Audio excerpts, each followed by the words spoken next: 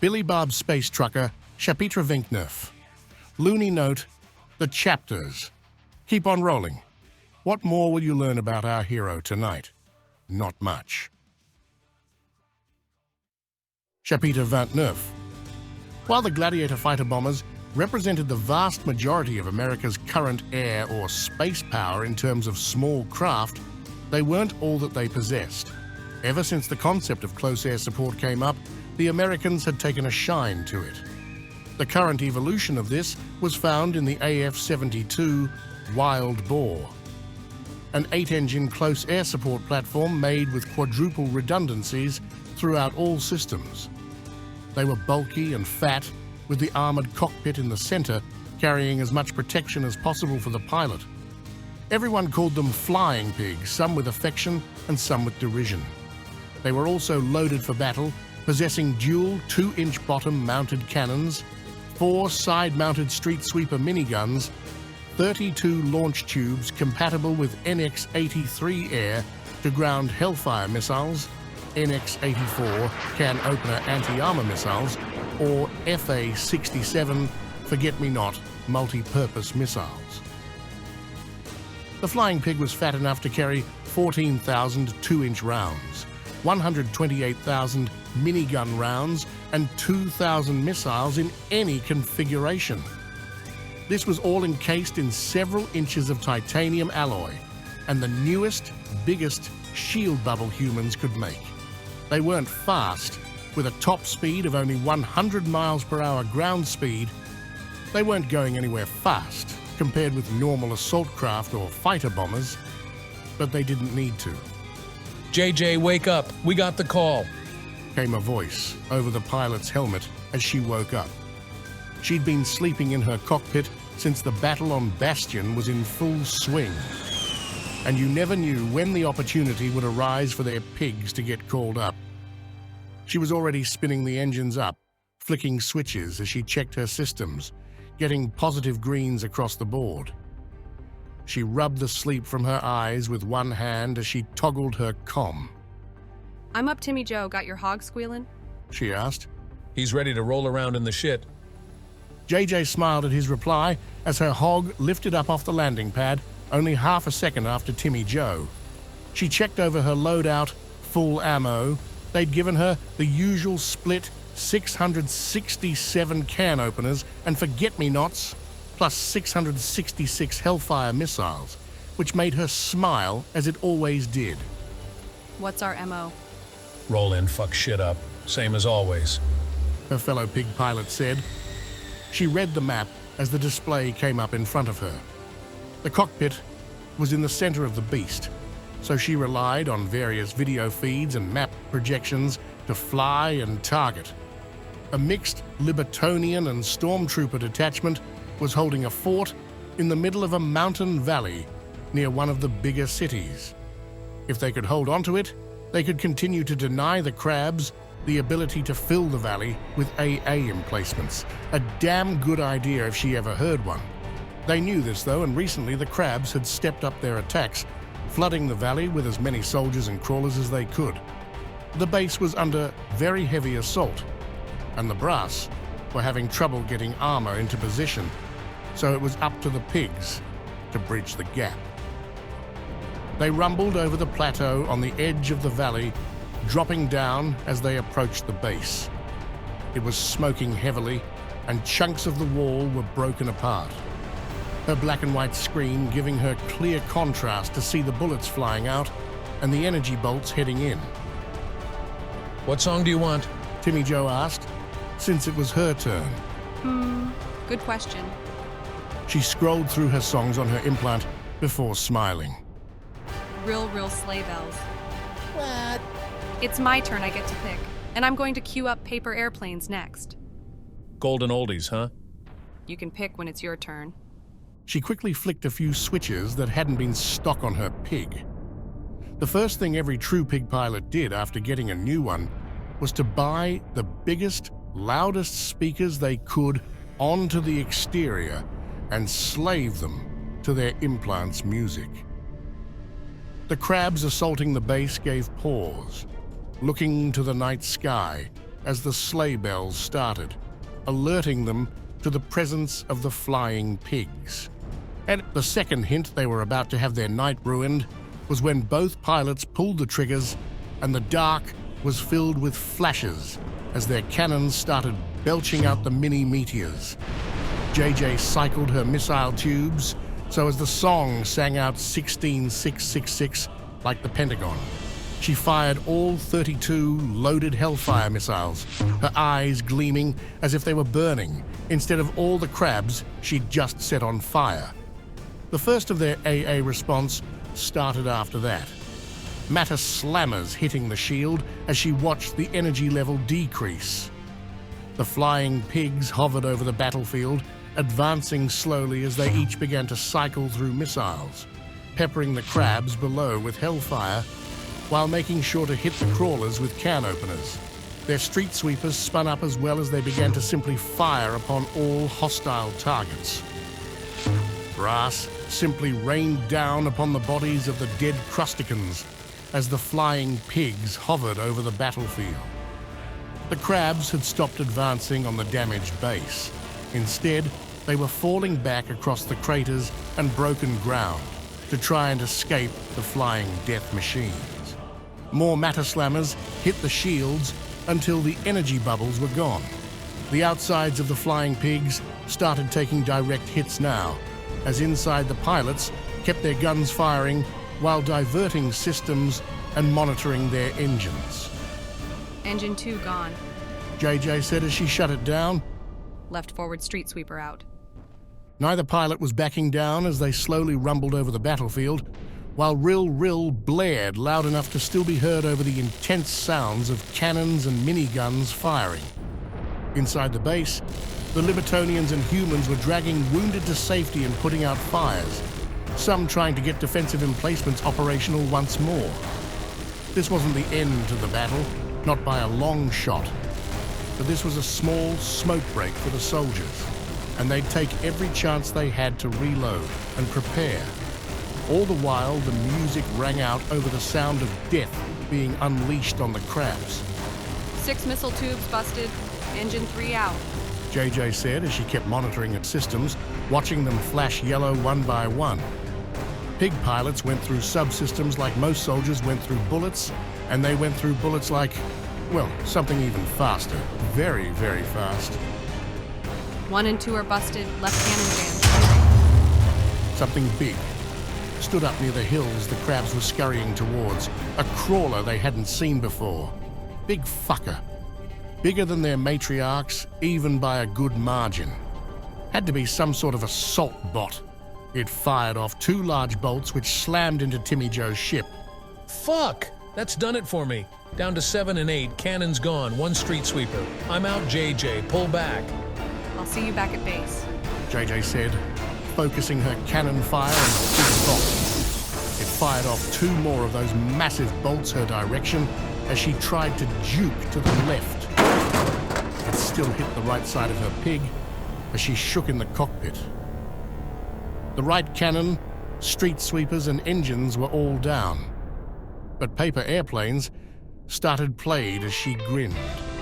Working quickly, she cycled the last of her Hellfires plus 2 can openers as she flew over the massive crabbot. Then she hit the emergency release, dropping 2 massive cases of missiles down at its feet. Another matter slammer hit engine 5, leaving her with just 1 and 7. The pig was leaning heavily to a side, pouring smoke as she turned to book it out of there. As the flying pig sailed overhead, she triggered the last of her missile tubes, firing out the can openers first and the Hellfires just after. They arced out towards the cases of now armed missiles she dropped on the field, turning night into day behind her. She saw a flash on her comm. Jesus Christ, you gorgeous flying pig. Thank you. When this is over, I'll buy you a drink. Yeah, you and a million others. Don't worry, Stormy. We'll be back as soon as they patch my hog up. She cut the feed, tilting her pig to keep it moving with only 2 engines, pouring smoke and sparks as she limped back to the pig pen, which was what they called their forward base. As it settled down on the pad with some screeching and scraping, the flight crews already had machines in place to start replacing the engines and getting her ride operational once more. The pilot finally disconnected, crawling out through the small hatch to get out of her ship. All right, fellas, I need to go take a shit. When I get back, I want this pig squealing for me. And someone get me my stencil and spray paint. I ain't flying a pig with no porker painted on the front. The pilot had cuts on the right side of her face that were bleeding. She seemed to be limping because a chunk of metal was stuck in her thigh, and there was a good chance she'd broken her pinky on her right hand with the way it was bent. But the first thing she did was pull out a smoke and an old Zippo to light up as she walked towards the nearest shitter. She held the Zippo as she walked, watching the flame flicker in the night, eyes gleaming with the reflection of the fire. Fuck, who is that? One of the new flight crew asked. What, her? Oh, you'll get to know JJ. She's... Jackie Jill, little sister of... Billy Bob Space Trucker. The CIA senior agent had given up waiting on Billy Bob and instead explained the situation to Emily, who in turn would explain things to Billy Bob once all the space hamsters were too tired of being tossed in the air or exhausted from laughing as he blew fat raspberries on their bellies. It took about an hour until they were all tuckered out, retreating to the crew quarters on the Rosie to pile up and sleep in a giant pile of chubby space hamsters. Emily and Billy Bob were in his Longhorn as he pet Mittens, making up for not being around much by scratching the animal's cheeks and letting it sleep on his lap. He wasn't sure how it was different from sleeping on the bed, which is what the lazy cat almost always seemed to do. But somehow, Mittens felt it was different. So what's the deal? He finally asked Emily as Mittens let out content purrs. I'm rather surprised, honestly. The space hamsters got in contact with your CIA somehow and let them know they had a few select members in power who wanted to assist the war effort. It turns out the ass faces have been lying this whole time. Billy Bob stared at her then, a sort of blank expression taking over his face. She was moving her hands and talking about something, and he heard words like council and foundation and secret and treaty being tossed around. He got the general idea. The ass faces were assholes and had eaten some guys the space hamsters liked, but lied about it. He wasn't sure about all the other stuff she was going into, but he was vacantly staring at her chest. She had that little tuft of feathers, right where there would be cleavage if she had breasts. Her chest had an appropriate shape. Idly, he scratched Mitten's chin as the cat burred, slowly sliding off his lap, so he had to keep pulling the cat back into place. Did he ask her what was under the vest? I mean, they were supposed to be mates now, right? Wait, did that mean they were married? Or just like, together?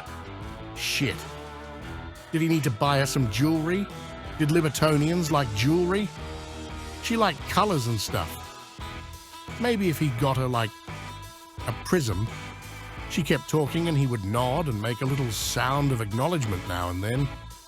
More about the ass faces being assholes and how this could totally change their luck in the war. But so far, they'd had good luck, so, how should he approach it? Try and be all casual? Or wait for her to get all affectionate and rub cheeks? What was his plan of attack here? She was already acting possessive around other women. Did he even want to go that route? That CIA guy hadn't actually mentioned sex when talking about Libertonian unions. Well, he mentioned reproduction, but that was apparently optional. Not like they could breed. Could they? He was on a space station with a space eagle raptor and a bunch of space hamsters, and he could adjust the gravity at will and travel faster than light. But messing around with biology seemed awfully finicky. Like those flesh-eating planets they'd made by mistake 100 years back while trying to genetically engineer a new plant. to survive the pests on that new colony. The only good thing that came from that was a bunch of hippies got eaten. Speaking of, whatever happened to those smelly space hippies and those living rock creatures? Stoners. Oh, how had he not thought of that sooner? Wait, where had he been going with this?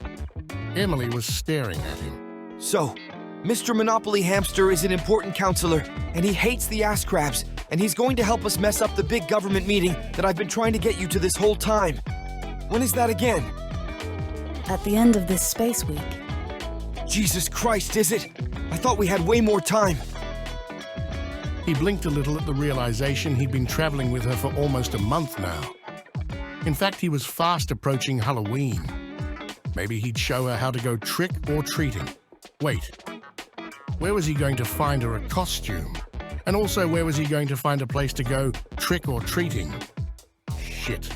Maybe if they finished up this galaxy-ending thing soon, he wouldn't miss it. Oh, but America was at war and UHG Halloween just wasn't the same. Oh, but Canada, they weren't bad. After we expose the founders for the suppression device and the space hamsters throw their support to us, it'll really undermine their authority. I'm not sure how much influence they have over the other species, but there's a chance we'll only have to fight the fleckos, assfaces, fish cops, and space poodles. Isn't that what's going on now? Well, that's because the other species have to build up and move into position. Those three were simply the only ones ready for war. That reminds me. I haven't heard much about the fleckos in the war. Well, they mostly engage in what most species would consider a brutal melee combat style. So, humans probably crush them without much effort. Ha! That'll teach those dancing posers who get served an effort in the A. I still don't know what that means. Don't worry about it. She smiled at him then and leaned forward a little. You know, we're all alone now. He froze as she said that. He hadn't decided how to approach this yet. She was taking the lead. What did he do? Play it cool, Billy Bob. Well, aside from Mittens. He lifted the cat up, who let out a snort as he was disturbed from his resting place. So Billy Bob quickly sat up back in his lap, rubbing a hand along the cat's belly as it opened its arms and legs up. Then he gasped as the cat had wrapped those big paws around his hand and started to bite and kick his palm. Ow! Knock it off, you furball! He tossed Mittens off his lap, the cat landing on his feet and staring back at Billy Bob before sitting down and starting to aggressively clean himself in a way only cats seemed to be able to do. Well, now we don't need to worry about him. Emily purred out. This is very true. It's just the two of us now. Did he break out the present? No. He still wanted to save that. Music? Oh. Should he get a slow jam going? Had he exposed her to those yet? Then he watched her lean forward before pausing, shivering, as her feathers seemed to get all ruffled out before smoothing over, and she opened her mouth in what he realized was a yawn. But it's been almost 5 hours since I slept. I'm really tired. Yeah, and you've been so busy.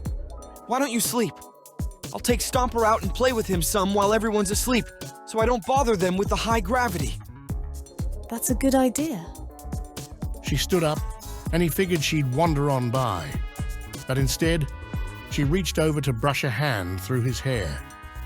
He had to admit, he froze for a second before feeling that she was wearing her glove.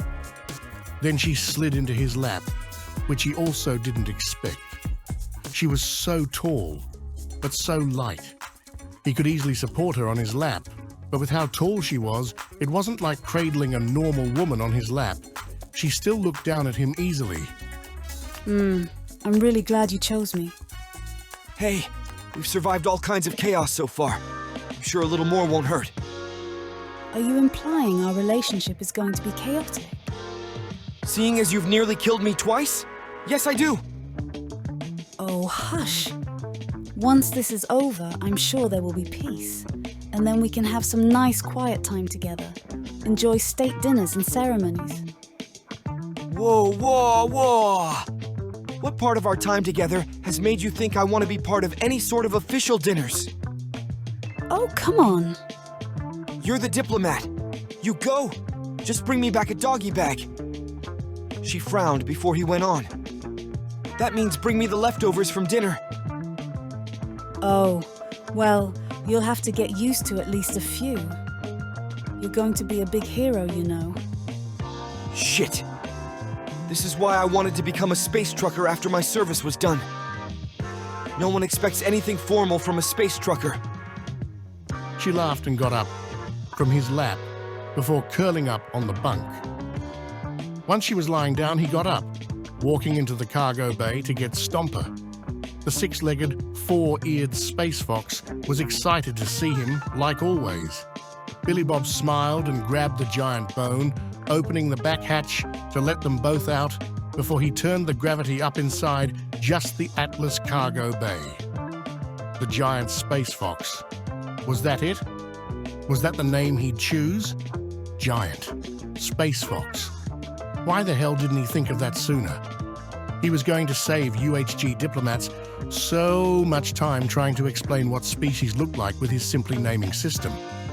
Either way, the giant space fox had been growing slowly but steadily since he'd liberated him from those stupid space hippies.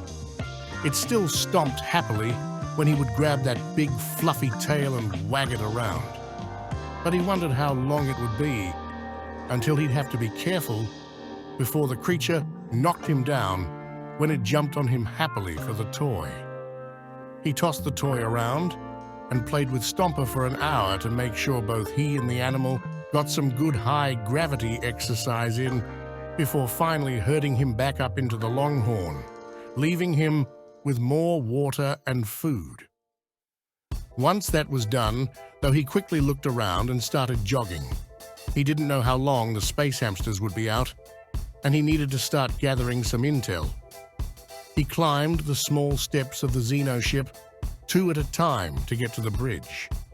Sliding into his seat, he started to type on the consoles so he could bring up a few screens on the extranet. He needed to be very careful with his searches and then make sure to clear the history just in case. When he was younger, a few wayward searches had made him think there was a whole species of only female blue-skinned Xenos that was super hot. Why couldn't there be Xenos like that? The reality of evolution sucked balls sometimes. Of course, he had found dubstep frogs and a pug-faced ogre, so, well, it still sucked balls sometimes. Who was he kidding? He was just starting to type out what he figured would be the best string to get some actually helpful insight into Libertonian bodies when he heard a soft voice. Mr. Billy Bob? Billy Bob jerked and turned, covering the screens with his body, even though he hadn't hit enter yet. He saw a space hamster that was rubbing at his eyes blearily. Yes? I had a nightmare. Can you toss me in the air a bit? He looked around the empty bridge and then back at the space hamster wearing a business suit. Sure. He stepped towards the creature, scooping him up and then surprising him with raspberry as the space hamster squealed and laughed. Billy Bob went walking down with him to the cargo bay, which he'd reset the gravity in. Once he was done tossing the space hamster in the air and put him back to bed, that was when he'd do research on Libertonians. How the hell had his life gotten this complicated? And so ends another chapter in the adventures of Billy Bob Space Trucker.